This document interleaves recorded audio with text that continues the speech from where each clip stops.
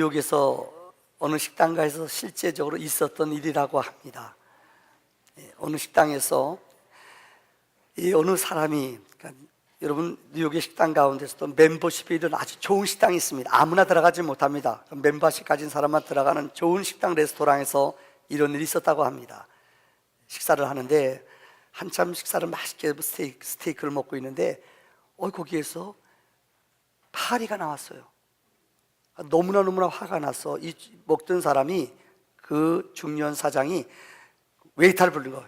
청년 오라고. 화가 너무 나서 이게 뭐냐고. 그러니까 청년이 이게 뭔데요? 파리잖아. 눈도 없어. 이 파리를 딱 청년이 입에다 딱 넣더니요, 콩인데요 그러더래요. 그러니까 주인이 너무, 이 먹던 사람이 너무 화가 나는 거예요. 그래가지고 당장 지배인 오라고. 지배인이 와서 이 얘기를 딱 들으니까 지배인이 알잖아요. 죄송합니다. 잘못해서 죄송합니다. 빨리 주방장 데려오라고. 주방장도 데려왔어요. 너무나 놀라운 게, 그 일하는 젊은 웨이터가 이렇게 말하더래요. 우리 식당은요, 뉴욕에서 최고의 식당입니다. 여기서 일하는 우리 아저씨는, 여기서 일하는 주방장님은 이런 실수를 하는 분이 아닙니다. 너무 당당하게 얘기하더래요. 이 사람이 화가 났다가 가만히 생각해 보더니 이 사람이 식사하면서 그랬답니다. 계산하고 나가면서, 내가 계산한다고. 당신네 식당에 이런 좋은 웨이터를 뒀다는 것은 복인 줄 알라고. 그러고 갔대요. 야, 마음이 넓은 사람 아니에요. 웬만한 사람은 이렇게 하겠어요? 그렇게 못해요. 근데 웨이터를 오랫동안 지배인이 지켜봤는데 20년 후에 그 호텔의 지배인이 됐대요. 실제 있었던 일을 합니다. 얼마나 충성된 사람입니까? 오늘 본문에 봉독해드린 출애굽기 17장에 나오는 모세는 하나님의 충성스러운 일꾼입니다. 히브리서 3장 5절에 보면은 성경은 이렇게 말하고 있습니다. 모세는 장래에 말할 것을 증언하기 위하여 하나님의 온 집에서 종으로서 신실하였다라고 말하고 있습니다.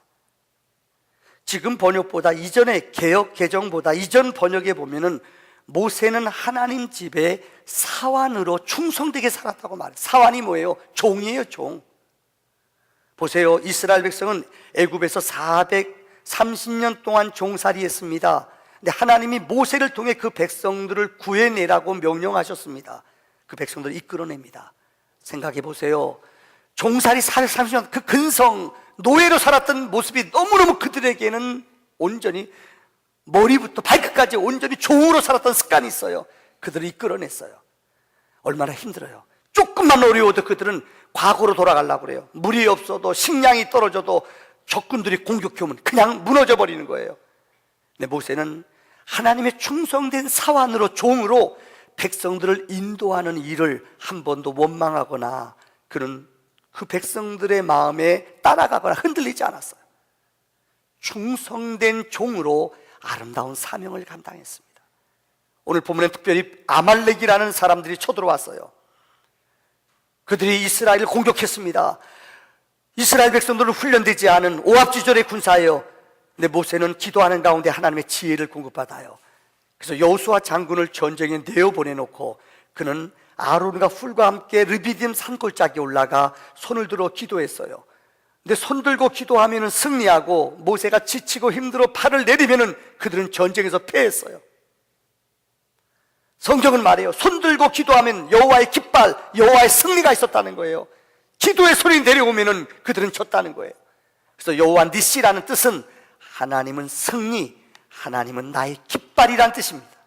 자, 오늘 본문의 말씀을 가지고 세 가지의 은혜를 나누기 원합니다. 첫째는 우리 인생의 역사는 전쟁의 역사입니다. 아담이 선악과를 따먹음으로, 하나님 먹지 말라 선악과를 따먹음으로 우리 인간들은 하나님 대신에 우리 인간들이 주인이 되려고 그래요. 이게 죄예요. 미국에 가면 사탄교라는 게 있습니다. 사탄교 책이 있어요. 그들의 바이블이 있어요. 그 책을 딱 넘기면 첫 페이지에 뭐라고 그러는 줄 알아요? 내가 주인이다. 내가 주인이라는 거예요. 사탄교는 인생을 내가 엔조이하고 내 마음대로 살고 내가 주인이라는 거예요. 얼마나 무서운 얘기예요. 내가 주인이라는 거예요. 성경은 우리의 주인은 창조주 하나님이에요. 그분께 영광을 돌리며 그분을 영화롭게 해야 돼요. 근데 인생들이 내가 주인이 되려고 선악과를 따먹었어. 이거 따먹으면 눈이 밝아져 하나님과 똑같이 된다. 이게 인류가 최초로 범죄한 원죄예요. 그래서 우리는 쫓겨났어요. 에덴에서 쫓겨난 인간들은 성경적으로 계속 하나님과 원수가 되어 전쟁하며 살아갑니다. 사탄의 공격을 받고 내가 주인 되려고, 내가 하나님 자리에 나가려고 애쓰기 때문에 인간들에게는 갈등과 상처가 있어요. 어린아이들 학생 때 보세요. 학생 때 아이들이 싸우는 것 입시 아니에요. 얼마나 힘들고 어려워요. 여러분 지나간 지금은 우습고 그냥 추억 같지만은 학생 때 아마 쉽게 지나온 사람 없을 거예요. 인생이 입시만 시험만 붙으면 끝나는가요? 그렇잖아요. 요즘 젊은이들 취업하는 거 전쟁이에요. 정말 어려워요. 취업하면 끝나요? 그렇잖아요.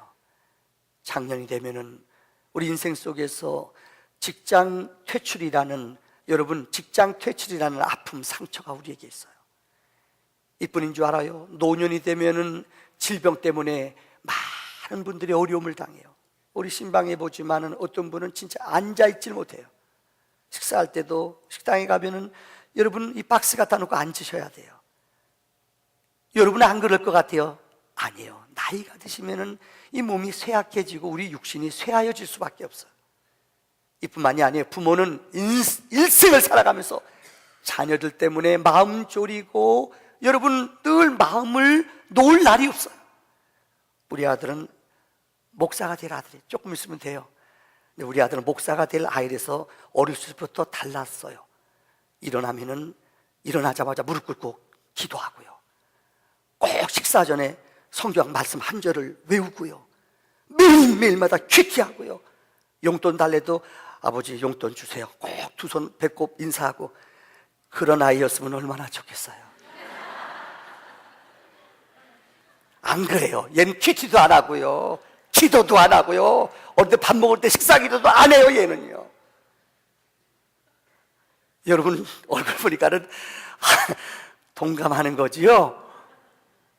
그래도 일생 동안 내가 난 자식이기 때문에 부모님이 애프터 서비스 해주잖아요. 이게 인생이래도요. 그래서 프랑스의 여러분 문학가로 알려진 빅토르 류고는 우리 인생을 이렇게 얘기했어요. 어제의 전쟁은 여러분 오늘의 문제는 싸우는 것이요, 내일의 문제는 이기는 것이요, 모든 날의 문제는 잘 죽는 것이다. 그러면서 그는 우리 인생을 싸움으로 비유했어요. 여러분 그분의 소설 가운데 세 가지가 있어요. 우리가 잘 아는, 여러분 우리가 바다와 노인으로부터 시작돼서 그가 쓴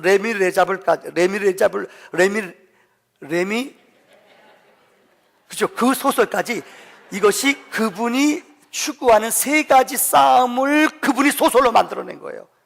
첫째는, 인간들이 싸우는 첫째 싸움은 바로 자연과의 싸움이라는 거예요. 그게 바다와 노인이에요. 인간들이 싸우는데 얼마나 인간들이 어렵게 싸워요. 자연과 싸우는 거예요. 하나님 만든 자연을 즐기며 그와 더불어 살아야 될 텐데 미련한 인생들은 자연을 도전해요. 함부로 써요. 너무나 함부로 써서 기억하십니까? 대기권이 요즘 1년에 서울만한 크기가 오존층이 파괴돼 나가고 있대요. 없어진대요. 얼마나 사람들이 어려움 당하는지 몰라요. 그래도 사람들은 눈 하나 깜짝하지 않아요. 얼마 전에 노르웨이 환경단체에서 이 벨로트라는 사람이 발견해낸 얘기예요. 노르웨이에서 45km 떨어진 지점에서 우리가 핵 폐기물을 임봉해 놨는데 이것이 떠내려왔어요. 노르웨이 근처에서 발견됐어요. 근데 더 무서운 게 뭐냐, 이 임봉한 것이 자꾸만 이 염분이 들어가서 이 자꾸만 부패돼서 얼마 안 있으면 이렇게 터져버린대요. 체르노빌 사건, 여러분 얼마 전에 일어났던 일본의 사건, 남의 얘기가 아니에요. 핵무기 시험하고 그 연료통을 담아놓는데 둘 데가 없다는 거예요. 이게 터져버린다는 거예요. 하나님이 만드신 아름다운 자연을 인간들이 함부로 사용함으로 자연과의 싸움에서 인간들은 늘 패한다는 거예요. 두 번째는 이거보다 더 어려운 싸움이 있어요. 사람과의 싸움이에요. 관계 속에서 사람들이 참 아픔이 많아요. 인생 살아가면서 얼마나 많은 사람들이 이 관계 속에서 고통과 아픔이 있는지 몰라요. 서로 관계 때문에 힘들어요. 어린 아이들도 여러분들 유치원 갔을 때 애들끼리 왕따 만들고 서로 다퉈요. 학교 다니면서 학생들이 얼마나 힘들 줄 알아요? 애들은 왕따를 만들어버려요. 얼마나 고통스러운지 몰라요. 이뿐만이 아닙니다. 직장 생활 속에서 여러분 아마 직장 생활 하는 분 알 거예요. 아주 서로 갈등 때문에 이것만 없으면 좀 편해요. 미운 사람, 보기 싫은 사람, 이것 때문에 얼마나 갈등해요. 이런 일이 없겠습니다만은 교회에 와서도 이전에 여러분 삐진 것 때문에 아직까지 삐져요. 눈도 안 맞죠. 눈 보면 탁 힘들어요. 그래서 어떤 분 용서하세요. 우리 교회 어떤 분이 목사님 저분은 나를 보면 인사를 안 해요. 왜 그런가 물어보세요. 네가 물어보지 왜 나한테 물어봐요? 나 그 얘기 안 했어요. 저분은 목이 꼿꼿하대요. 근데 본인이 알까요 모를까요? 알면 그렇겠어요. 생긴 게 그래요. 그렇게 살아라 이래야죠. 이거 고민하면 안 돼요 여러분들. 그래서 여러분 부부간에도 용서하세요. 몇십 년 동안 살면서 부부와의 관계가 뭐냐? 적과의 동침. 웃지요? 이런 사람들, 적과 사는 사람들, 원수하고 사는 사람들이 있어요 여러분. 왜 살아요? 이 사람의 관계라는 게 너무너무 힘든 거예요. 이것보다 더 어려운 게 있어요. 뭐와의 싸움인 줄 알아요? 자신과의 싸움이에요. 나와의 싸움. 나를 이길 수 있어요. 음식 하나 먹는 것도 끊는 게 어려워요. 음식 하나가 그래서 잠언에 말하잖아요. 음식이 너를 입술 땡기게 하면 칼을 갖다 드리래요. 칼 가지고도 안 돼요. 맛있는 거 보면 정신 잃어버려요. 먹고 나면 띵 제정신 돌아오잖아요. 저는 그래요. 이게 약한 거예요. 우리 인간을 믿을 수 있어요. 얼마나 인간이 자주 넘어지고요, 자주 삐지고, 얼마나 우리가 죄덩어리예요. 유혹받으면 그냥 끌려가는 게 우리 아니에요. 또 가슴치며 후회하잖아요. 그래서 바울 같은 위대한 사도는 하나님 나는 곤고합니다. 누가 나를 이 자리에서 나를 구해줄까요? 나를 좀 살려주세요. 몸부림치는 기도 아니에요. 오늘 본문에 기록된 출애굽기 17장에 나오는 내용도 이스라엘의 영적인 전쟁입니다. 보세요. 이스라엘 백성 본문을 전체 다 안 읽었습니다만은 이스라엘 백성을 이끌고 그들을 광야를 통과해요. 근데 그 땅에 머물고 있던 원주민들 아말렉 사람들이 이스라엘이 지나가는 것을 보고 그들이 배가 아파요. 그들을 전쟁을 거는 거예요. 그래서 이스라엘이 행군하는데 깃발을 들고 행군하는데 후미를 때렸어요. 어느 나라나 어느 역사나 행군할 때 제일 힘없고 연약한 사람들이 뒤에 따라가요. 그 후미를 공격한 거예요. 이스라엘이 당황하는 거예요. 왜 때렸을까요? 역사적으로 많은 성서학자들은 그 사람들은 성경에 보면은 아말렉 사람들은 에서의 후손이에요. 에서가 첩을 얻어서 난 그 자녀들이 후에 그들이 이 아말렉의 조상이 되었어요. 성경에 보면은 하나님이 남자와 여자를 결혼하게 하셨는데 아브라함을 통해서 이삭을 준다고 그래. 사람은 기다리지 못했어요. 그래서 이스마엘을 통해 아이를 낳았어요. 이게 우리가 잘 아는 아랍의 씨앗이에요. 이게 원수가 됐잖아요. 인간들이 하나님의 명령을 어기고 지 임의대로 아기를 낳아요. 첩을 얻어서 마음대로 아기를 낳아요. 이 씨앗들이 성경에 보면 이방 족속이 돼요. 이스라엘을 찔러요. 그러니까 그들은 적대 감정이 있어요. 지나가기만 해봐라, 지나가기만 해봐라. 그들을 공격하는 적대 감정이에요. 그들이 머무르는 땅 보세요. 이들이 행군할 때 그들에겐 불기둥, 구름기둥이 있어요. 너무나 배가 아프잖아요. 너무나 아침마다 먹을 걸 주잖아, 양식을요. 그러니까 화가 나는 거예요. 자기네들은 그들이 물이 없는데, 우리는 광야에 물이 없는데 저들에게는 하나님 반석을 지니까 물이 나와요. 너무나 화가 나는 거예요. 저들이 머무르는 땅에는 꼴이 있다, 물이 있다. 화가 나는 거예요. 그러니까 아말렉 사람들이 저들을 건드리는 거예요. 이게 우리 인생의 여정이에요. 두 번째, 오늘 본문에서 그들이 승리한 영적인 비결은 단합을 했다는 거예요. 한번 따라합시다. 연합의 힘. 형제가 연합하며 동거함이 어찌 그리 아름다운고. 우리 인생은 아무리 어려운 일이 있고 곤란한 일이 있어도 연합하면은 못 이길 게 없어요. 2차 대전 때 전쟁의 역사 가운데 우리가 알다시피 세상에 제일 사탄교는 내가 왕이라는 거 아니에요. 그래서 1년에 한 번씩 만화 영화 만드는 사람도 진짜 잘 만들어야 돼요. 슈퍼맨, 마린보 이런 거 나오잖아요. 그럼 1년에 꼭 서너 명 아이들이요 고층에서 막 자기도 빨간 거 망토 입고 야 뛰어내려요. 손자 손녀 키우는 분들 조심하세요. 그런 거 텔레비에 나오면요 문 잠가놔야 돼요. 애들은 간땡이가 벗어 자기가 무슨 슈퍼맨인 줄 알고 뛰어내려요. 간 입은 사람이 나폴레옹도 뛰어내렸잖아요. 내 사전에 뭐가 없다고요? 불가능 없다고 큰 소리 쳤잖아요. 나폴레옹 집에 가보면 나폴레옹 이 그림이 그려져 있는데 아세요? 그도 망토 빨간 거 맸더라고요. 정신 나간 거죠. 왜요? 내가 최고라는 거예요, 자기가요. 다시 말합니다. 인생을 살아가면서 홀로 독불장군 생각하는 사람들, 이게 무서운 거예요. 운동할 때 주체타법이라는 게 있어요. 주체라는 게 뭔 줄 알아요? 김일성 주체 사상이 무서운 게 뭔 줄 알아요? 자기밖에 모르는 거예요. 남하고 협력할 줄 이웃나라 생각하지 않아요. 혼자 운동 배우는 사람, 홀로 타법하는 사람, 이거 고치기 어려워요. 인생도 홀로 살아가는 사람, 팀워크를 못 이뤄요. 이거 힘든 거예요. 근데 성경은 연합할 때의 능력이 나타난다고 그랬어요. 2차 대전 때 여러분 일본과 그 다음에 이 미국이 전쟁을 벌였잖아요. 근데 알다시피 얼마나 간땡이가 벌써요. 우습게 여긴 거예요. 그래서 야마모토라는 미국 가서 공부하고 온 야마모토 장군은 미국 건드리면 안 된다고 그랬어요. 근데 미국을 안 가본 많은 대다수의 사람들은 야 기습 공격하면 이긴다. 그래서 기습 공격했어요. 본토를 공격했잖아요. 하와이 진주만이라는 곳에 주일날 배들이 다 정박돼 있는데 그들이 가미까지 특공대에 그들이 비행기를 타고 와서 굴뚝에 와서 다 죽었어요. 배를 무너뜨렸어요. 이긴 줄 알았어요. 근데 야마모토는 그 본토의 힘과 미국의 조력을 알았기 때문에 절대 안 된다고 그랬어요. 근데 그것을 모르는, 전쟁을 안 해본, 전략을 알지 못하는, 어떤 힘이 있는지 알지 못했던 그들은 그 다음부터 계속 밀리기 시작해요. 그 전쟁 역사 가운데 유명한 일화가 있어요. 이 조공권, 비행기권, 이 공군력은 훨씬 일본이 뛰어났대요. 무기들도 그렇고 이 비행기 숫자도 많았대요. 그런데 이 미국의 한 조종사가 발견한 전법이 있어요. 이 기관총을 쏘면 보통 2.4m로 따다다다 2.4m 나가요. 그런데 성경을 읽다가 잠언 10명기 32장 2절에 나오는 말씀이 있어요. 우리 다 같이 읽어봅시다. 시작. 어찌 하나가 천을 쫓으며 둘이 만을 도망게 하였을까? 어떻게 하나가 천을 쫓고, 아니 둘이 모이면 만을 쫓는데요. 연합한다는 거예요. 이 성경을 읽다가 이 조종사가 지혜를 발견했어요. 그게 뭐냐? 비행기에서 따다다닥 기관총을 쏘면 2.4m밖에 안 되는데 두 개가 편대가 돼 나가면, 두 개 가면 4.8m가 아니에요.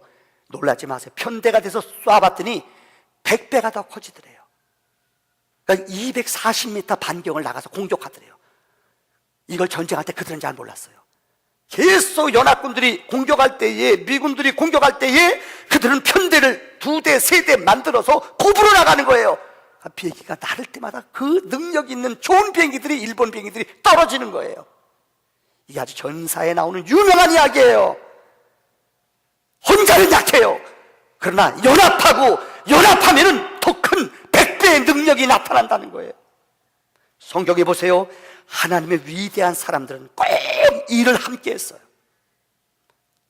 어느 누구도 홀로 일한 사람은 없어요. 좀 여러분 생각을 좀 바꾸는 이야기를 하겠습니다. 교회 얘기를 해서 죄송합니다만은 많은 성도들 머릿속에 교회에 대한 잘못된 생각이 있어요. 뭐냐? 우리 목사님들 교회에서 신방하거나 하면 그저 담임 목사만 가기를 원해요. 그죠? 부목사님 가면 기도 받은 거 눈 뜨고 받아요. 어떤 분은요 마음에 안 든다는 거예요. 이건 잘못된 생각이에요. 어떤 분이 가면 교회에서 목사님 기도하는데 꼭 기도하더라도 목사님, 홍은혜 목사님만 기도해요. 어느 교회, 성숙한 교회는 그래요. 기도하면서 정말 우리 신한식 목사님도 우리 이각균 전도사님도 이렇게 기도해 주는 교회가 있어요. 그건 교육자들이 얼마나 힘들겠어요. 저도 전도사 때요, 새끼 전도사 때요, 우리 권사님 어떤 분이 기도하면 꼭 우리 전도사님 힘주시고, 나 그분한테요 보기만 해도 인사 더 했어요. 얼마나 힘이 되고 위로가 되는지 몰라요. 여러분, 부목사들의 18번 노래가 있어요. 우리의 소원은 담임 목사. 영사신 목사님 오해하세요. 꿈에도 소원은 담임 목사. 근데 우리나라는, 여러분 여쭤볼게요. 담임 목사하고 부목사가 있으면 교회에서 나이가 제일 많은 분이 누굴까요? 아마 담임하는 목사가 제일 나이가 많아요. 미국 가서 제가 충격받은 거예요. 미국은 담임 목사가 반드시 나이가 많지가 않아요. 30대, 40대 목사인데요, 부목사님들이 50대, 60대가 있어요. 아마 여러분 이 얘기 들으면 놀랄 거예요. 왜 그런가? 담임 목사의 기능과 이 신학적인 이야기예요. 이걸 우리는 수평적인 사역의 개념이라고 말해요. 수시적인 게 아니에요. 직임과 쓰임이 틀려요. 음악의 은사가 있는 분이 있어요. 음악 목사가 있어요. 음악 하신 분은요. 찬양의 은사 있는 분이 있어요. 근데 이분은 신방의 은사가 있고, 어떤 분은 행정의 은사가 있어요. 어떤 분은 치유의 은사가 있어요. 한동안 70년대 한국 교회를 정말 영적 사역했던 오관성 목사님이 있어요. 유명한 부흥사예요. 그 교회 가보니까요, 그 교회랑 제가 자매 결혼 맺었거든요, 이전에요. 그 교회 그 목사님, 10살 많은 목사님이 있어요. 부목사님이에요. 이분은 특별히 찬양의 능력이 있고 이 신유의 능력이 있어요. 그래서 교회에서 금요일마다 치유, 이런 능력을 행해요. 협력, 몇십 년 동안 교회를 개척하고 협력하는데 너무너무 동역자로 일을 잘해요.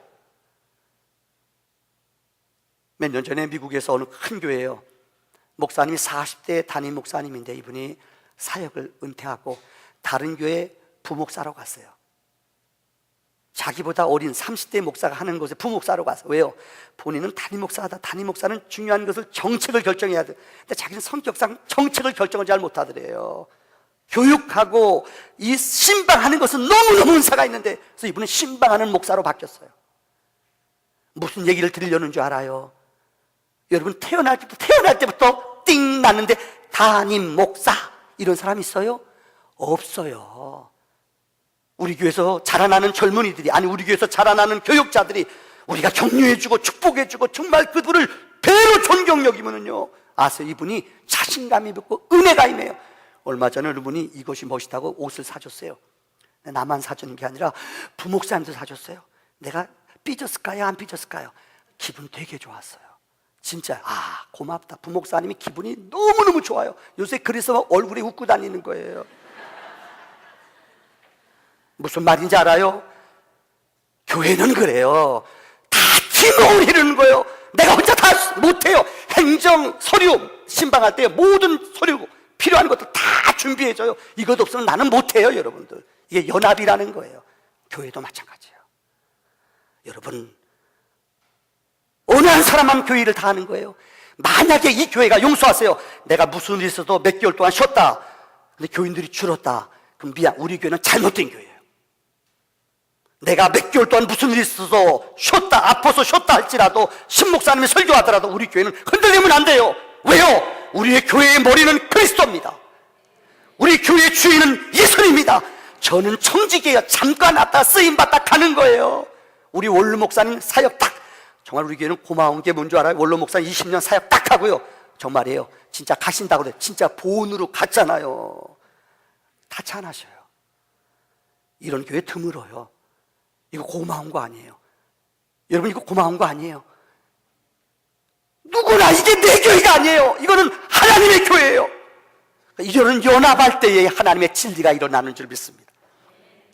교회 역사 보면은 무디 목사님이란 분이 있어요. 무디 목사님이 그 책에 보면은 이름이 생키 목사라고 있어요. 무디 목사님이 집회하러 가면 생키 목사님이 항상 음악으로 먼저 찬양을 열어줘요. 그 찬양으로 마음문을 다 열면 이분은 설교만 해요. 그래서 이분은 그래요. 생키 목사가 없었다면 나는 이 자리에 없었을 거래요. 일리가 있어요. 주기철 목사님, 그 손자분이 지금 이곳에 오셔서 우리 지금 주한교회 목사님이 손자요. 원래 그 사모님은 돌아가셨어요. 지병으로 돌아가셨는데 그 사모님, 오종모란 사모님이 있어요. 얼마나 이 주기철, 이 아내가 오늘 나를 만들었다고 말해요. 왜 그랬느냐? 이 목사님이 신사참배하라고 막 때리고 그냥 어찌나 많이 맞 때렸는지 죽기 일본 산송장이에요. 그래서 일본 사람들이 겁이 나니까는 이 송장 같은 목사님을 집으로 보냈대요. 근데 사모님이 그랬대요. 그 영화에도 보셨을 거예요. 얼굴 안 봐요, 남편. 여보, 당신 승리하고 왔어요. 타협하고 왔어요. 안 봐요, 얼굴이요. 부끄럽잖아요. 다시 그 산송장같이 너무나 두드려 맞은 목사님을 들것 이에 데려갔어요. 마지막 돌아가시기 전날 목사님을 마지막 식사를 대접하려고 이 미음을 끓여가지고 가서요, 뜨거운 거, 옛날엔 녹그릇이라는 게 있잖아요. 녹그릇에다 목사님을 뭐 드시지 못하잖아요. 여보 드셔야 돼요. 떠서 잡수게 해드리는데 얼마나 뜨거워요. 시키면서 사모님이 이 주목사님한테 대접하는데 나중에 손이 다 익었대요. 이 정도로 충성하며 남편에게 힘을 줬대요. 그래서 오늘의 목사님이 된 거예요. 성경에 오늘 기록된 모세가 손을 들 때 둘이 팔을 잡아준 두 사람이 있어요. 한 사람은 누구예요? 아론이에요. 한 사람은 누구예요? 훌이에요. 아론은 모세보다 3살 많은 형입니다. 훌은 누구예요? 모세의 누이였던 미리암의 남편이에요. 그러니까 매형이에요, 매형이요. 그 형제들이 도와줬어요. 근데 성경에 보면은 협력하는 자들에게 기록된 성경의 복이 있어요. 아론은 누굽니까? 성경을 보면 아론은 성경의 대제사장 사람들이 아론 지파에 있었대요. 최초의 성경의 대제사장이 누구냐? 아론이에요. 레인 가운데서도 지성소에 들어가는 위대한 축복받은 사람이 아론이에요. 훌이 누군 줄 아세요? 모세의 매형이에요. 근데 그가 모세를 도와줬어요. 성경은 출애굽기 32장 2절에 이렇게 말하고 있습니다. 유다 지파의 훌의 손자 부사레리를 지명하여 부르고 하나님의 성막을 만들고 이 성전 안에 쓰여지는 성전 기구들이 있어요. 여러분 어떤 샘플이 있거나 어떤 모형이 있으면 만들기 쉬워요. 근데 처음 만드는 건 힘들어요. 근데 성전에 있는 기구를 누가 다 만들었느냐? 하나님이 부사렐에게 영감을 주시고 은혜를 주셔서 그 기구를 만들게 했대요. 그가 누굽니까? 훌의 손자예요. 성경의 성전 기구를 만드는 위대한 축복을 누가 받았느냐? 부사렐인데 부사렐이 누구냐? 바로 훌의 손자가 이런 축복을 받았다는 거예요. 하나님의 거룩한 성전에서 하나님의 거룩한 일을 위하여 수고하는 그 자손들은 하나님이 이런 거룩한 기적의 복을 주시는 줄을 믿습니다. 마지막 결론이에요. 따라합시다. 중보기도의 역사. 성경의 책은 한마디로 혼자는 안 해요. 꼭 중보로 연합해 기도하게 하세요. 에스더가 자기 민족이 죽을 날이 정해져서 불임절 죽을 날이 정해졌어요. 근데 백성들로 하여금 나를 위해 금식기도 해주세요. 그 자기도 3일 동안 금식해요. 중보로 백성들로 기도하게 하고 왕이 부르지 않으면 왕무지만 나갈 수 없어요. 근데 왕 앞에 나갔어요. 자, 걸리면 죽어요. 근데 왕의 마음이 움직여졌다고 그러잖아요. 그래서 이스라엘 백성을 구하잖아요. 여러분, 아브라함이 소돔과 고모라 성에 가서 죽을 수밖에 없는 너무나 의인이 없어 죽어요. 근데 아브라함이 손들고 기도하잖아요. 의인을 구해주세요. 의인 10명, 마지막 10명까지 50명, 45명, 40명, 30명, 20명, 10명 6번이나 변개했어요. 그래도 의인이 10명이 없어요. 그런데 이 아브라함의 기도 때문에 그곳에 룻의 아내와 그 두 딸, 그 다음에 그 사위들, 원래는 이들을 구해줬어요. 그러나 농담으로 여기고 의심했던 그들은 나오지 못했어요. 사도행전 12장에 베드로가 감옥에 갇혔어요. 마가의 다락방에서 성도들은 그를 위해 기도했어요. 그랬더니 여러분, 그들이 중보로 기도했더니 쇠사슬이 끊어졌어요. 옥문이 열렸어요. 기도하면은 문이 열려요. 기도하면은 우리 마음의 문이 열려요. 영혼의 눈이 열려요. 하늘의 문이 열려요. 이게 기도의 능력인 줄 믿습니다. 혹시 여러분들 교회 역사 가운데 스코틀랜드라는 것이 종교 개혁이 일어났던 도시입니다. 영국의 스코틀랜드라는 곳에 많은 핍박을 어려움을 당했어요. 우리 종교 지금 말하는 기독교 개혁자들이 많은 어려움을 당했어요. 근데 구교 믿는 사람들이 이 개혁자들 죽이려고 끝까지 따라오는 거예요. 완전히 이제는 도간에 든지예요. 산으로 도망가는데 갈 데가 없어요. 그래서 마지막 동굴이 하나가 있더래요. 그래서 동굴 앞에 갔어요. 이제 빠져나갈 데가 없어요. 그들이 그 안에 들어갔어요. 이제 도망갈 데가 없으니까요. 그 동굴 안에 들어간 개혁자들이 하나님께 하나님, 우리를 살려주세요. 우리를 도와주세요. 근데요, 그 반역자들을 잡으러 왔던 그들이, 구교 사람들이 문 앞까지 왔어요. 근데 그들이 소리가 들려요.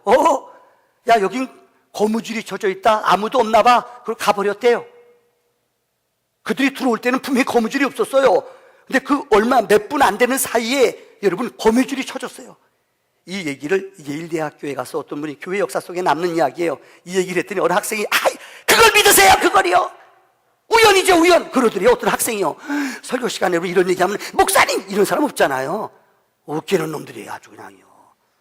그러니까 그분이 설교하시다가 유명한 말을 남겼대요. 손들고 이런 일이 있을 수 있어요? 그랬대요. 그분이 유명한 이런 말을 남겼어요. 학생이 생각할 때 그것이 우연일 줄 모르지만 그러나 당신이 기도를 그치면은 그러한 우연도 그친다는 것을 잊지 말아야 되네.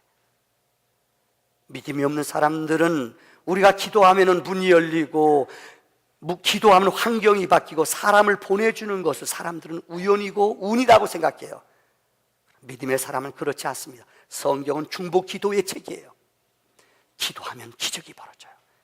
기도하면 문이 열려요. 기도하면 사람을 보내주세요. 여러분, 영국의 여왕 가운데 영국의 왕 가운데 어린 나이에 왕이 됐어요. 64년 동안 나라를 통치한 사람이 있어요. 영국의 가장 위대한 왕이에요. 여자예요. 빅토리아 여왕이에요. 아버지 윌리엄 4세가 세상을 떠났어요. 심장병이 이제 급격히 돌아가셨어요. 어린 소녀, 그 집에 남자가 없었어요. 아들이요. 그래서 빅토리아라는 어린 소녀에게 찾아와서 왕궁의 사람들이 무릎 꿇고, 폐하, 어린 소녀가 어떻게 나라를 다스려요?